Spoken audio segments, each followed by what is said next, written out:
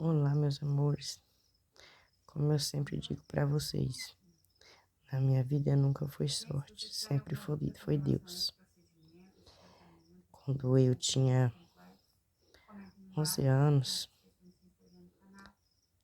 como eu já contei para vocês, que meu pai voltou para casa, e onde a gente morava era muito difícil para chover. E não tinha, naquela época não tinha poço, também não tinha caixa, também não tinha reservatório de água. O único lugar que a gente colocava água era em uns tambor, mas tambor de ferro, que em torno de uns 3 dias já estava a água toda cheia de ferrugem, que a minha mãe usava para dar banho nas crianças, tomar banho e molhar algumas plantas que tinha na beira da porta. Aí quando era com 3 dias, a gente tinha que esvaziar aquele tambor e correr atrás de outra água, para tornar a encher o tambor de novo. E aí a gente buscava água numa cacimbinha que tinha. A gente descia com a corda, uma escada, enchia o balde. Quem estava lá em cima puxava aquele balde, descia outro. Aí a gente levava, despejava, voltava de novo. Eu sei que era 20 viagens para encher o tambor de água na cabeça. E isso não era perto, era muito longe. E a água também era salgada. E meu pai, ele sempre me tratava muito mal e me dava muitos apelidos. Apelidos que eu não gostava, outros que eu odiava, mas ele estava sempre me chamando de alguma coisa. Ele nunca me via como uma menina. Para mim eu era um filho homem que era obrigado a fazer tudo, né?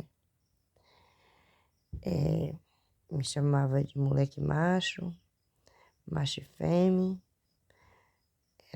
O meu cabelo era muito, não era tratado, então ele me chamava de cabeça de arapuca, cabelo de negro. E era assim, gente, era muito maltratada. Chegou a época de eu achar que eu nem era filho deles, de tão maltratada que eu era quando criança. E eu me lembro que ele ganhou um terreno para fazer uma planta na meia, uma plantação de arroz.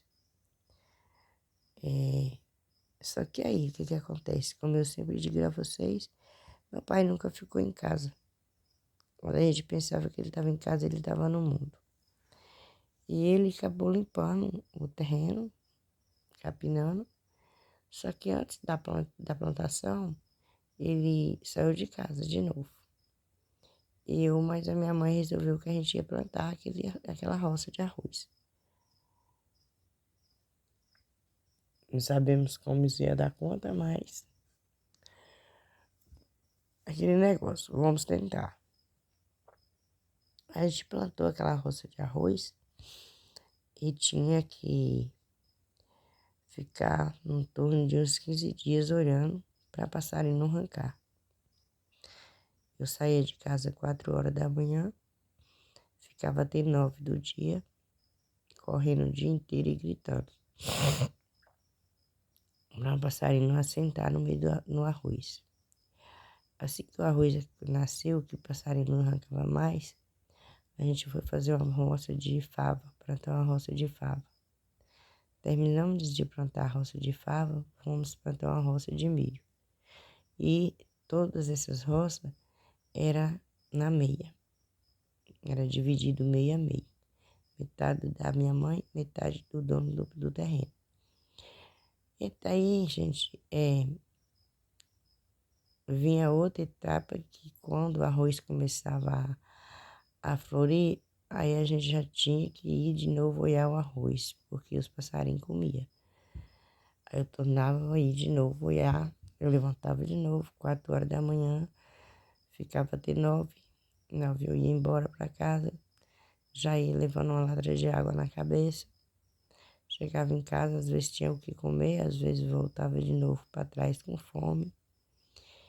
E 4 horas tornava aí de novo. Ficava até 6 horas, 7 horas da noite, né?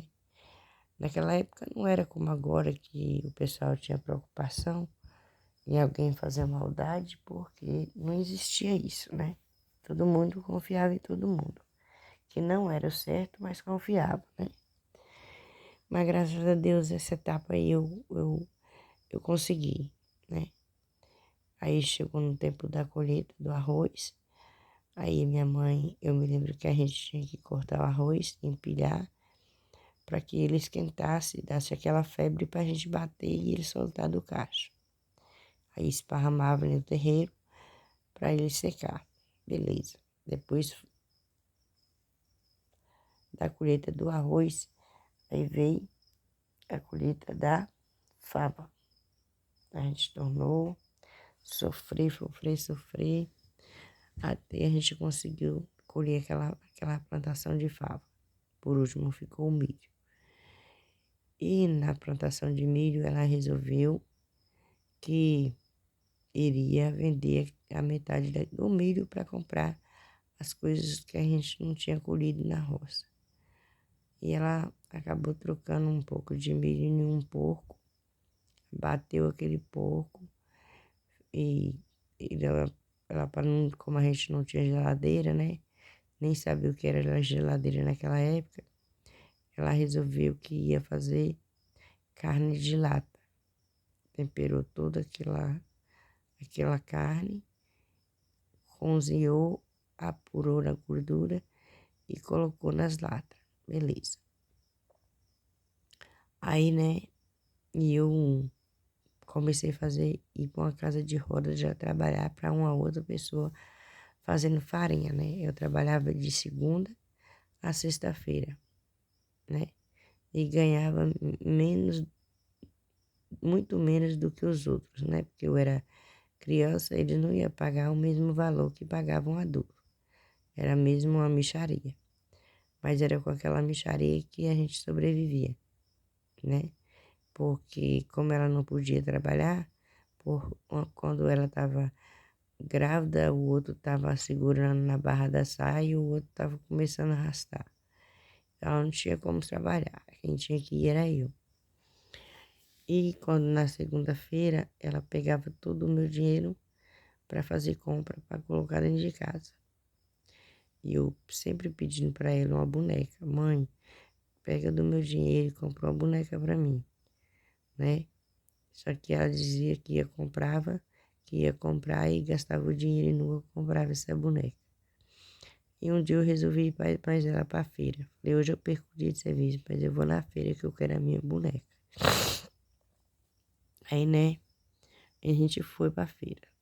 E aí ela tornou fazer a mesma coisa. Pegou o meu dinheiro, comprou as coisas para comer e não comprou a minha boneca. E eu me lembro que tinha um camelô, ele vendia boneca, vendia um monte de coisa. E Benedito, me lembro até hoje, o nome desse senhor é Benedito. E aí eu passei perto da barraca dele e eu me lembro de uma bonequinha assim, ó. Era mais ou menos desse tamanho. Muito pequenininha, feia, que doía. E eu resolvi que eu ia pegar a boneca e levar para casa. Nossa, aquela boneca me custou muito mais caro do que vocês possam imaginar. O chicote estralou nas costas.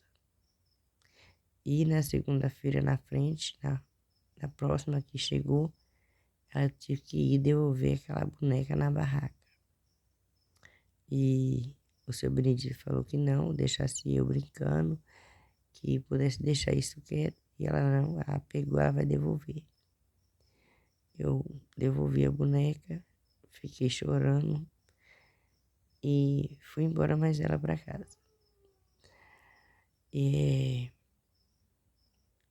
aí, beleza, né? E o tempo sempre passando e era sempre isso aí.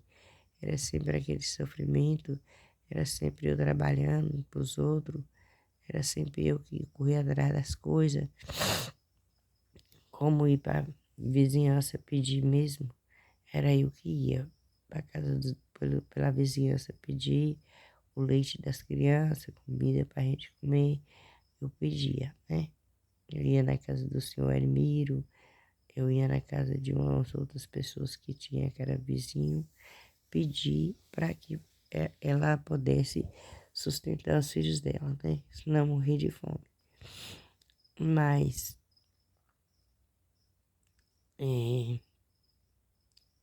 isso aconteceu por muitas coisas, por muito tempo. E aconteceu muito mais coisas do que as pessoas possam imaginar que uma criança pode suportar, né? Era eu que lavava a roupa da casa. Eu me lembro que a gente saía da casa da gente para poder ir para um lugar chamado Pé da Serra. Era o único lugar que tinha uma minação onde que a gente lavava roupa. Mas também era muito longe. A gente acabava saindo de casa 4 da manhã, chegava lá 7 do dia. Não tinha como buscar água para beber. Era muito longe. E eu ia, lavava a roupa, botava para secar e já ia embora com aquela roupa seca, porque se tivesse molhada, eu não aguentava carregar, né? Isso, eu já tinha uns 11 para 12 anos. E era muita maldade, gente. Às vezes eu me pergunto por que o ser humano é tão ruim.